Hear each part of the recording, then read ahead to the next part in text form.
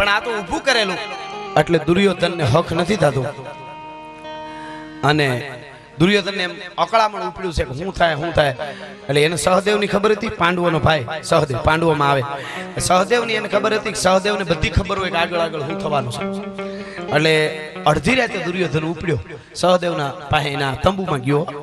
સહદેવની પાસે જઈને કે ભાઈ જય માતાજી, તો જય માતાજી જય માતાજી, કેમ છો? તો બસ આમ નીંદર નહોતી આવતી તો મને એમ થયું ભાઈ હાર બાજુ આટો મારું, મને ખબર છે તું કેવો ભાઈ છો, હું કામ આવ્યો છો, મને બધી ખબર છે, પધારો.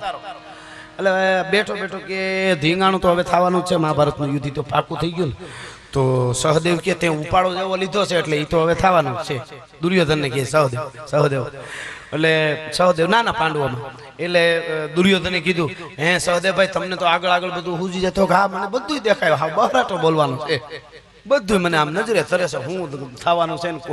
કોના ગોટા વળી જવા